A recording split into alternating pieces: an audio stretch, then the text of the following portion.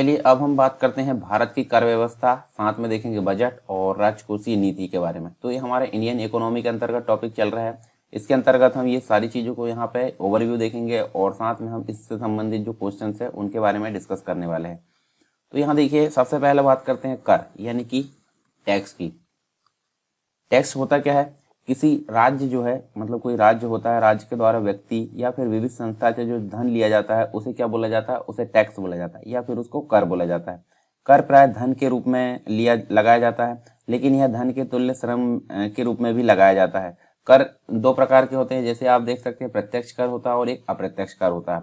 प्रत्यक्ष कर मतलब जिसके ऊपर भार है उसी के द्वारा भुगतान किया जाता है, तो उसे प्रत्यक्ष कर बोलते हैं। जैसे हम उदाहरण के रूप में लिखें तो आय कर। और अप्रत्यक्ष कर वह कर होता है जिस पर कर लगाया जाता है, उसकी जो भार है वो किसी अन्य व्यक्ति पर पहुंच जाता है। ठीक है, तो उसे अप्रत्यक्ष कर बोलते हैं। जैसे वर्तमान में आप देख सकते हैं जीएसटी आपको इसके अंतर्गत देखने को मिलता है, गुड्स एंड सर्विस टैक्स। तो इन सभी चीजों के बारे में हम यहाँ पर जानने वाले हैं। कर लोगों द्वारा दिए जाने वाला अनिवार्य भुगतान है। अगर कोई व्यक्ति कर का भुगतान नहीं करता है तो उसे कानून द्वारा दंडित किया जाता है। ठीक है, और आय, संपत्ति, वस्तु खरीद के समय पर लगाया जाता है। कर सरकार की आय का मुख्य स्रोत माना जाता है। और करों का जो उद्देश्य होता है, मुख्य रूप से अगर देखें हम तो आय प्राप्त करना होता है। ठीक है, नियमन तथा नियंत्रण करना होता है, साधनों का आवंटन करना होता है, असमानता को कम करना होता है, आर्थिक विकास, कीमत में वृद्धि, उस पर नियंत्रण, ये सारी चीज हमको देखने को मिलती हैं।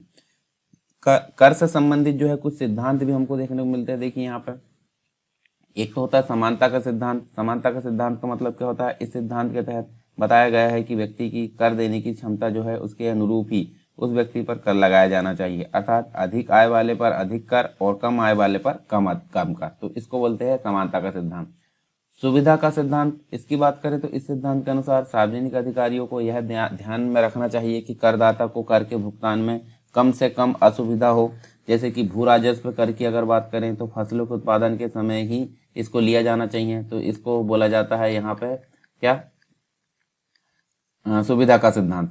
तीसरा होता है निश्चितता का सिद्धांत, यानी कि यह सिद्धांत जो है इसके तहत प्रत्येक व्यक्ति द्वारा दिए जाने वाला कर निश्चित होना चाहिए तथा उसमें जो है असंगत नहीं होना चाहिए। प्रत्येक करदाता का जो भुगतान का समय है, भुगतान की राशि है, भुगतान का तरीका है, भुगतान का स्थान है, वो एक निश्चित होना चाहिए, मतलब एक निश्चित जगह पर जो है इसका भुगतान होना चाहिए।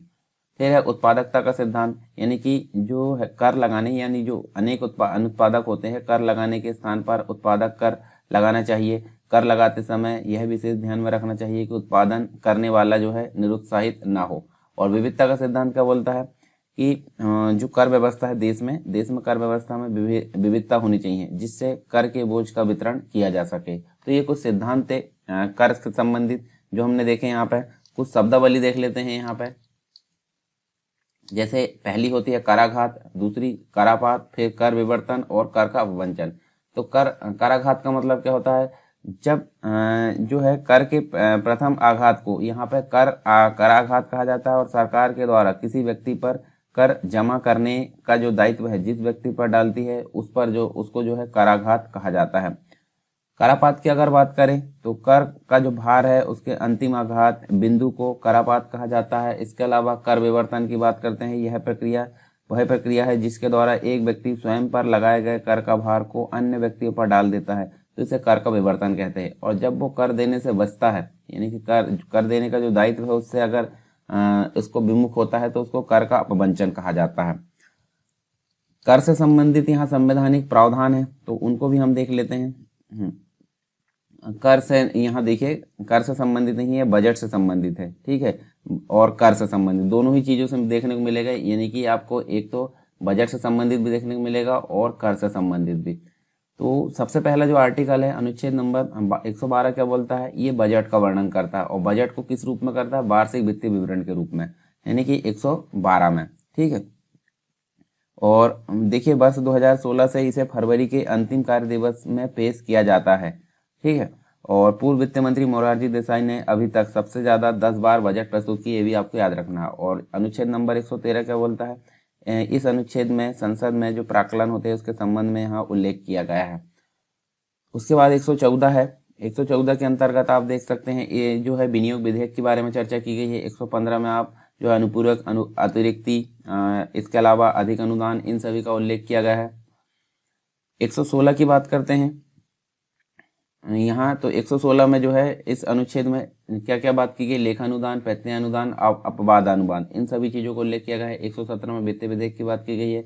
265 में जो है विधि के प्राधिकरण के बिना करों का अधिरोपण न किया जाना, ये इसका उल्लेख किया गया है।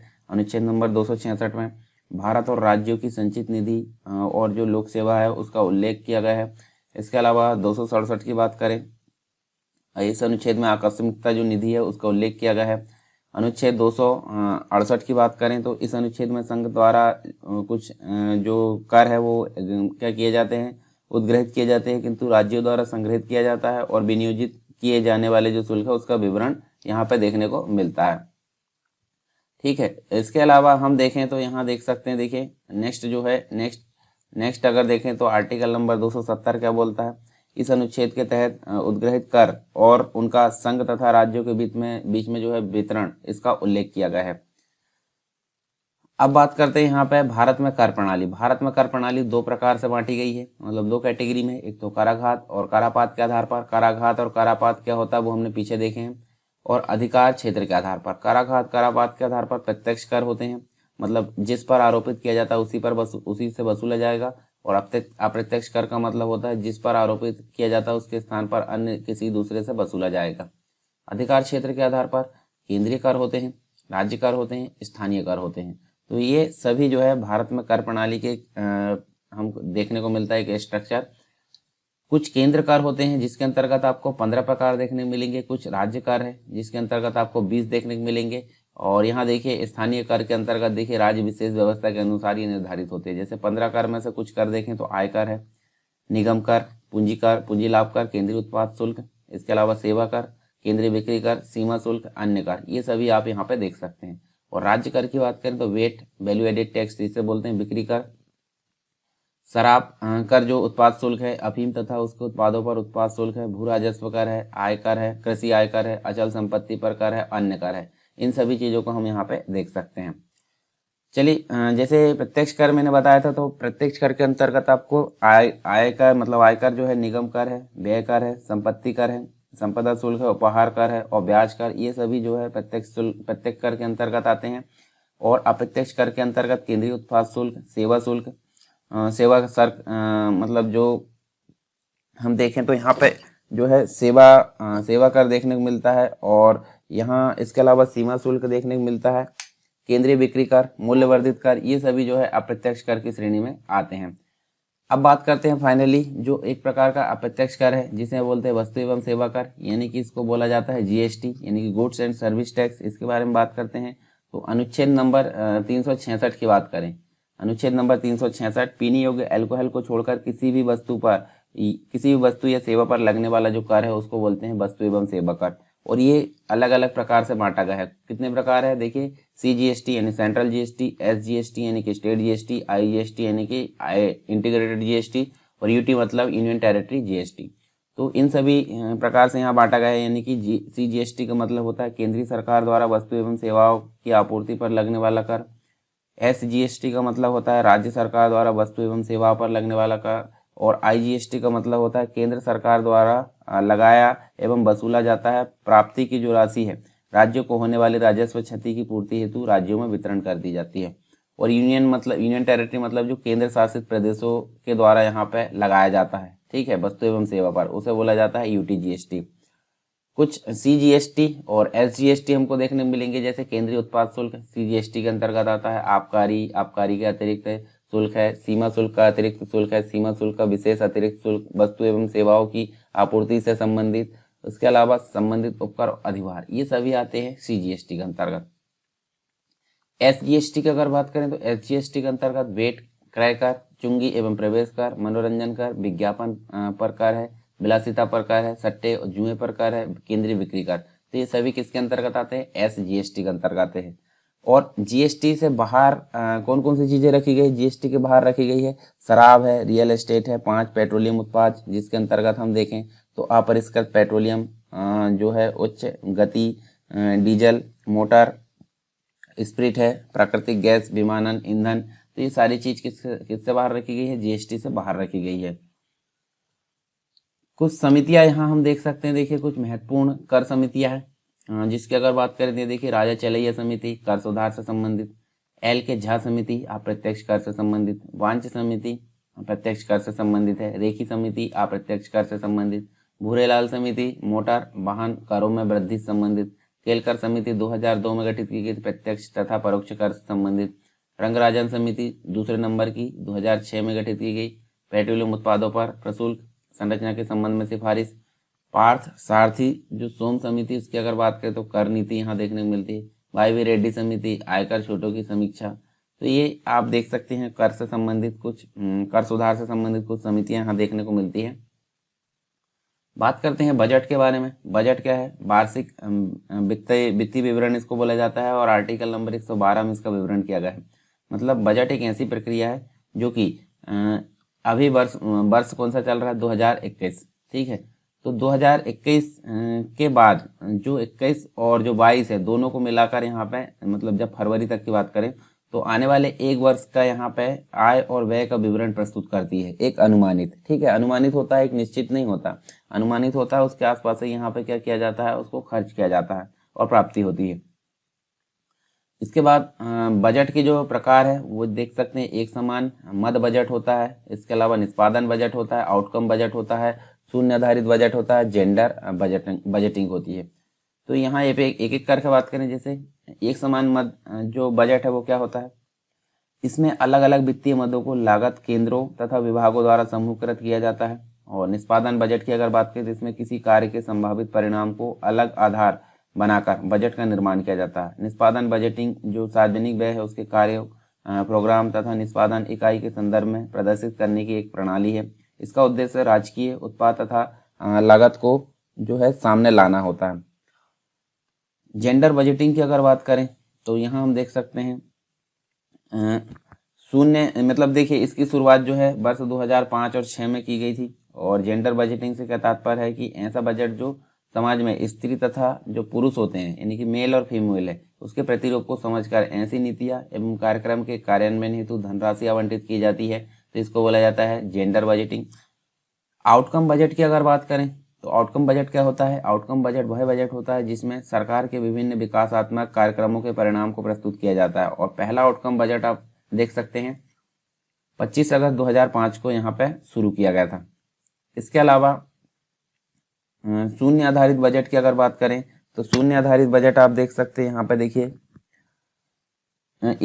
इसमें जो है प्रत्येक बजट पद्धति चक्र शून्य से शुरू होता है और सभी विभाग प्रत्येक बार एक शून्य मानकर नए आधार से बजट बनाने का काम करते हैं। तो ये हमने बजट के कुछ प्रकार देखे, उनके जो मतलब पूरा डिस्क्रिप्शन के साथ में। इसके बाद हम बात कर लेते हैं, देखिए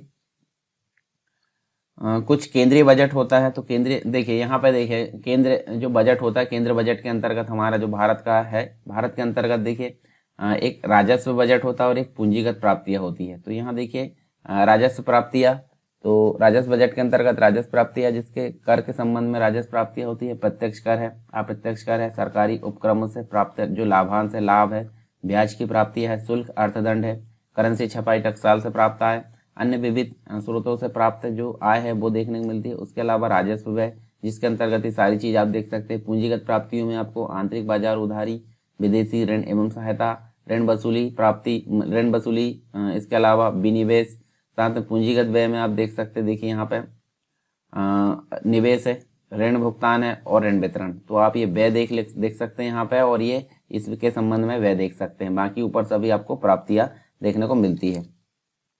बजट निर्माण के लिए कुछ चरणों को अपनाया जाता है जिसको हम बजट निर्माण की प्रक्रिया बोलते हैं।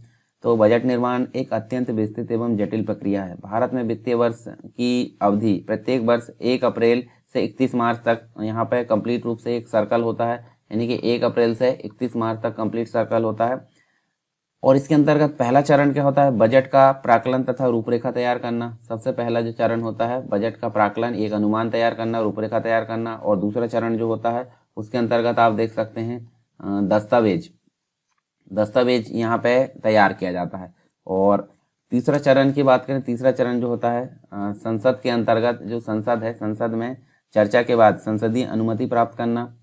और चौथा चरण की बात करें तो इसका क्रियान्वयन करना। ठीक है, क्रियान्वयन देखने को मिलता है किसके अंतर्गत, चौथे चरण के अंतर्गत। और पांचवें चरण में वित्तीय कोषों का लेखांकन किया जाता है, साथ में लेखा और परीक्षण किया जाता है। मतलब लेखांकन भी, अकाउंटिंग भी की जाएगी और ऑडिटिंग, दोनों चीज यहाँ देखने मिलती थी। 5 चरण मिलकर बजट निर्माण की प्रक्रिया में कंप्लीट यहाँ पे बनाते हैं। इसके अलावा आप देख सकते हैं राजकोषीय नीति देखने को मिलती है। तो राजकोषीय नीति का आशय क्या है, वित्त के प्रबंधन के लिए खास उपायों को अपनाना, इसको बोला जाता है राजकोषीय नीति। जिसके अंतर्गत आप देख सकते हैं सरकार के जो खर्च यानी कि व्यय है उसके स्तर और टैक्स की दरों में आवश्यक बदलाव यहाँ देखने को मिलते हैं। राजकोषीय नीति कई प्रकार की होती है, जैसे विस्तारवादी होती है, विस्तारवादी राजकोषीय नीति, प्रतिबंधित, तटस्थ होती है, उपकरण वाली राजकोषीय नीति होती है। राजकोषीय नीति आर्थिक विकास को बल देती है। इसका उद्देश्य उपभोक्ता को जेब से अधिकतम जो पैसे डालना होता है, ताकि जो उपभोक्ता है अधिक खर्च करे तथा आर्थिक विकास में सहयोगी बने। जब अर्थव्यवस्था में सुस्ती आती है तो बेरोजगारी बढ़ती है, खपत घटती है, कारोबार को हानि हो रही होती है। ऐसी स्थिति में सरकार टैक्स को उठाकर अर्थव्यवस्था में जान फूंकने का कार्य भी करती है। तो ये राजकोषीय नीति है। इसके अलावा एक चीज और देख सकते हैं आप, राजकोषीय घाटा। राजकोषीय घाटा क्या होता है, सन 1985 की बात करें तो सुखमय चक्रवर्ती समिति है, इसने जो है सबसे पहले जो है प्रस्तुत किया था राजकोषीय घाटा की जो अवधारणा है 1985 में। राजकोषीय घाटे का संबंध जो है सरकार के सभी व्यय तथा सभी प्राप्तियों से होता है। मतलब यहाँ टोटल सभी व्यय सभी प्राप्तियां देखने को मिलती है। राजकोषीय घाटा जो है कुल व्यय की कुल प्राप्तियों पर अधिकता को दर्शाता है। यदि सरकार अपनी राजस्व प्राप्ति से अधिक व्यय कर रही है तो इस पर जो है अधिक को ही राजकोषीय घाटा यहाँ पे कहा जाता है। इसके कुछ प्रकार होते हैं, तो जैसे आप देखें तो सकल राजकोषीय घाटा होता है और एक निवल राजकोषीय घाटा। सकल राजकोषीय घाटा का मतलब क्या होता है, राजस्व प्राप्तियों और गैर ऋण पूंजीगत जो प्राप्ति है उस पर जो कुल व्यय होता है, कुल व्यय जिसमें ऋण वसूली की लागत घटाकर ऋण शामिल किए जाते हैं उसका अधिक होता है, तो इसको सकल राजकोषीय घाटा कहा जाता है। और एक निवल राजकोषीय घाटा होता है। तो सकल राजकोषीय घाटे में से केंद्र सरकार द्वारा लिए गए निवल ऋण को घटाने से निवल राजकोषीय घाटा प्राप्त होता है। इसके अलावा इसको नियंत्रित करने के कुछ उपाय है, जिसके अंतर्गत नकारात्मक और सकारात्मक दो मिलेंगे। तो नकारात्मक में देखें तो राजकोषीय घाटा कम करने के लिए अनुत्पादक सार्वजनिक व्यय का भुगतान, विशेष रूप से भोजनगत व्यय की मंद, ब्याज का भुगतान, प्रशासनिक व्यय एवं सब्सिडी को कम करने का कार्य करती है। इसको नकारात्मक के अंतर्गत शामिल किया जाता है। इसके अलावा सब्सिडी को अति जरूरतमंद जो है उस तक सीमित करने का प्रयास किया जाता है। दूसरा नियंत्रित करने का उपाय जो है सकारात्मक की बात करें तो सकारात्मक द्वारा विभिन्न प्रकार के कर सुधारों तथा कर आधार में वृद्धि करके अपने कर राजस्व को बढ़ाने का प्रयास किया जाता है। तो ये सकारात्मक के अंतर्गत आता है। तो ये देखिए हमने क्या क्या देखे यहाँ पे, हमने देखे कर से संबंधित सारी चीजें यहाँ पे देखे ओवरव्यू, उसके अलावा हमने बजट से संबंधित देखे, और तीसरा हमने राजकोषीय नीति के बारे में यहाँ पे पढ़ा। तो तीनों चीजों के बारे में ओवरव्यू यहाँ पे देखे। अब बात कर लेते हैं इनसे संबंधित जो क्वेश्चन है जो कि एग्जाम के लिए काफी इंपॉर्टेंट होते हैं। तो ये विगत वर्षों में पूछे गए भी होंगे यहाँ पे आईएएस और पीसीएस में, साथ में कुछ देखेंगे हम मॉडल क्वेश्चन आंसर जो कि आने वाले एग्जाम के लिए काफी इंपॉर्टेंट साबित होंगे। तो इसी में पहला क्वेश्चन देखिए, निम्नलिखित में से कौन राष्ट्रीय पेंशन प्रणाली यानी कि एनपीएस, ठीक है, इसमें जो है सम्मिलित हो सकता है। तो इसमें कौन सम्मिलित हो सकता है, देखिए इसका राइट आंसर है देखिए केवल निवासी भारतीय नागरिक, ये नहीं है। केवल 21 से 55 वर्ष तक की आयु, ये भी गलत है।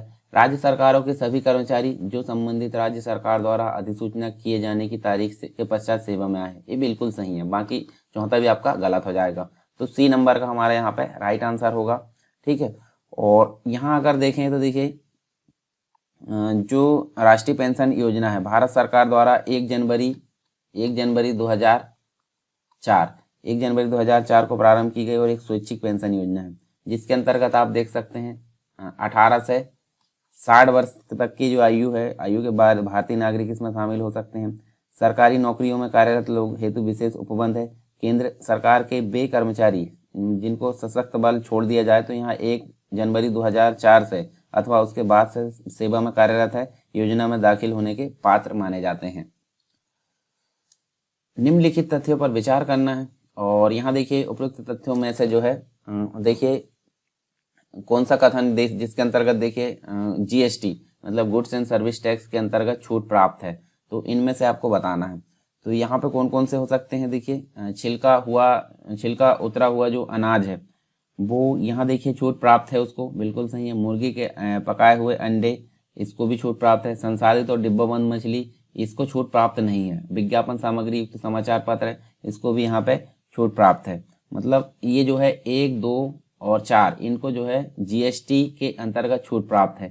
तो 1, 2 और 4 कहाँ पे आ रहा है, सी नंबर का हमारा राइट आंसर होगा। ठीक है, इसके अलावा नेक्स्ट क्वेश्चन देखिए। नेक्स्ट क्वेश्चन आपको देखने को मिलेगा कथनों पर विचार करना है और कौन सा कथन यहाँ पे सही है।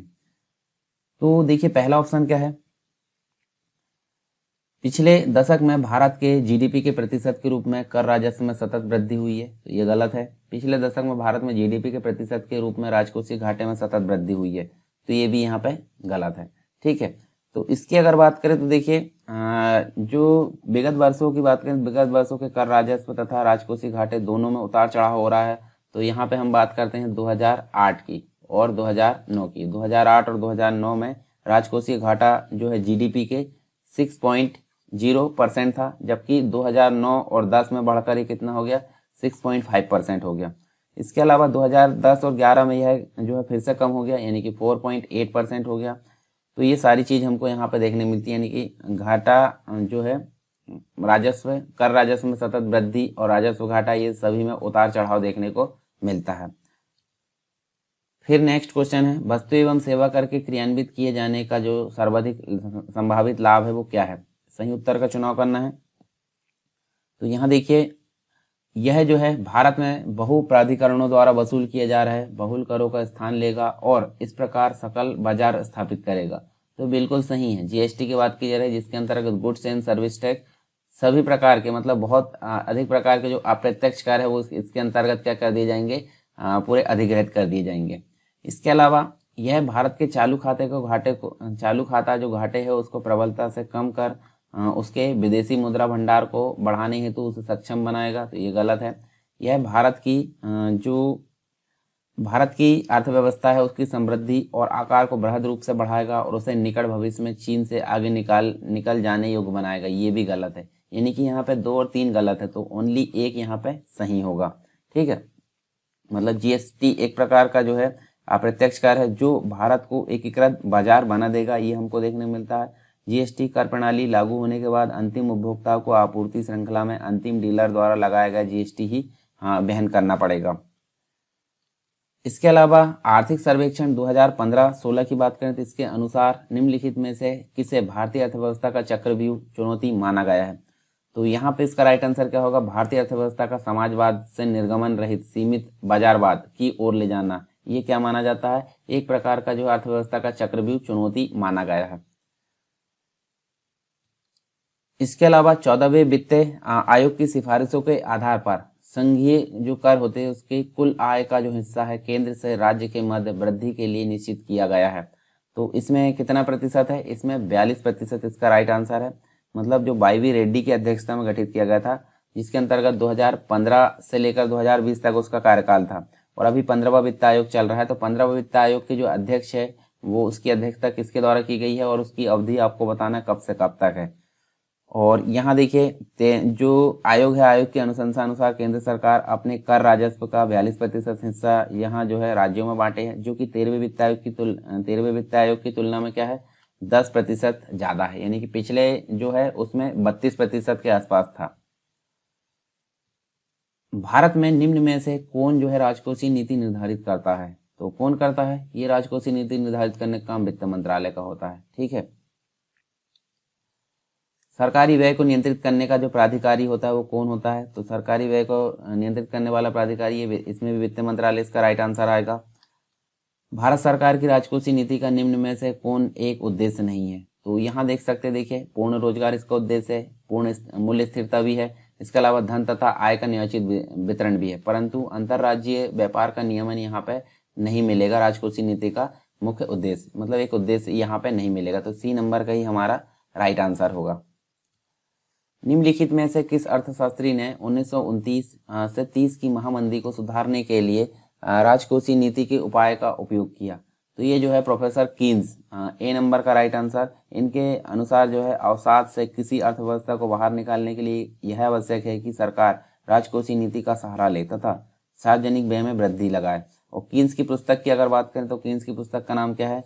General theory of employment, general theory of employment, interest and money, general theory of employment and interest and money इनकी जो है पुस्तक है कीन्स की। तो इसके द्वारा जो है इन्होंने वर्णन किया गया है। वित्तीय जिसके अंतर्गत फिस्कल नीति जो है उसका संबंध निम्नलिखित में से किससे है? तो ये इसका संबंध जो है कर लगाने और शासन के व्यय से संबंधित जो नीति है उसको फिस्कल नीति या वित्तीय नीति इसको बोला जाता है। ठीक है, और यह जो है प्रांतों की, मतलब यहाँ पे अगर देखें तो भारत की राजकोषीय नीति संघीय वित्त प्रणाली के ढांचे पर कार्य करती है और यह प्रांतों की वित्तीय स्वाधीनता के सिद्धांत को जो भारत सरकार एक्ट 1935 में स्वीकृत है उस पर आधारित है। इसके अलावा नेक्स्ट जो क्वेश्चन है, निम्न में से कौन एक जो है राजकोषीय नीति का भाग है? तो राजकोषीय नीति का भाग कौन सा है? कर है। कर नीति जो है राजकोषीय नीति का भाग है, बाकी उत्पादन नीति नहीं है, विदेश नीति भी नहीं है और ब्याज दर नीति भी नहीं है। भारत के वित्त मंत्री संसद के समक्ष 2005 और 2006 के लिए बजट प्रस्ताव प्रस्तुत करते हुए निम्न में से किसके गठन के लिए निर्णय की जो है घोषणा की थी?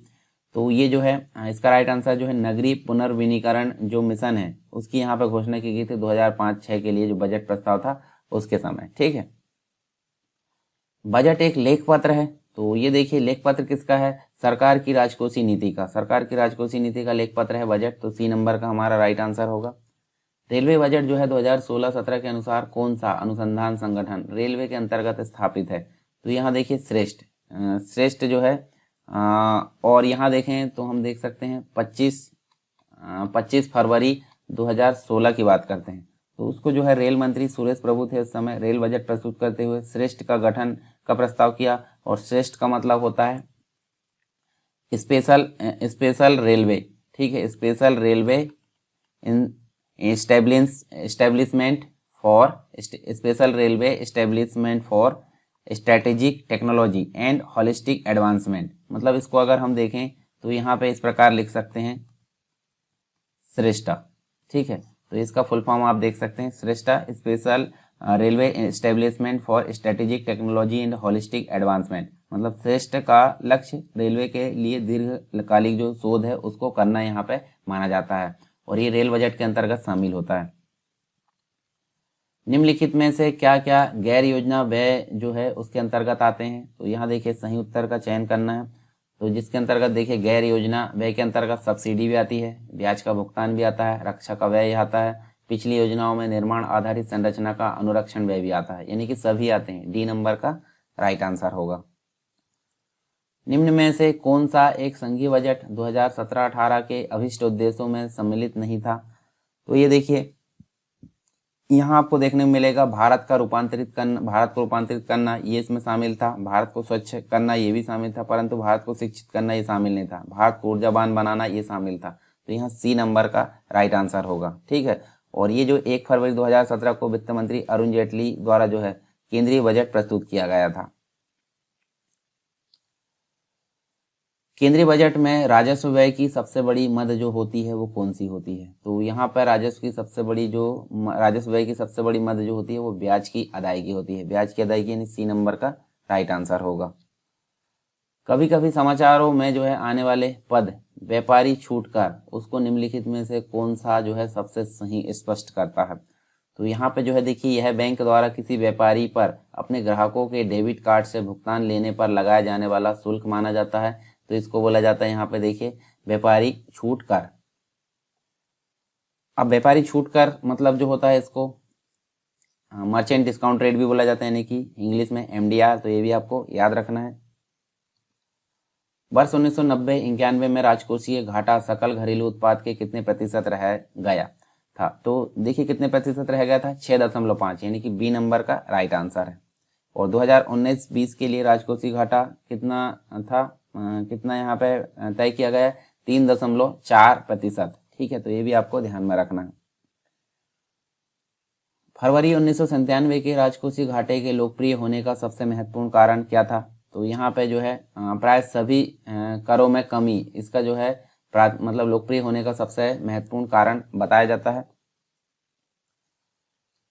वर्तमान 2012 जो 2013 है उसके बजट के अनुदानों पर किए जाने वाले व्यय को सीमित करने का प्रस्ताव किया गया था। तो देखिए यहाँ देख सकते हैं हम, देखिए सकल घरेलू उत्पाद के 2.0 तक 2.0% तक देखने को मिलता है।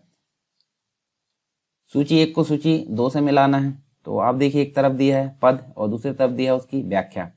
तो इसमें हम देखें तो देखिए यहाँ जो राजकोषीय घाटा है, राजकोषीय घाटे की अगर बात करें तो ये किससे संबंधित है? देखिए ऋणदाता को घटाकर जो है कुल प्राप्तियों की तुलना में कुल व्यय की अधिकता, इसको बोला जाता है राजकोषीय घाटा। उसके बाद हम देखें यहाँ पे तो बजटीय घाटा किसको बोला जाता है? बजटीय घाटा की अगर बात करें तो ये जो है कुल प्राप्तियों की तुलना में कुल व्यय की अधिकता, इसको बजटीय घाटा बोलते हैं।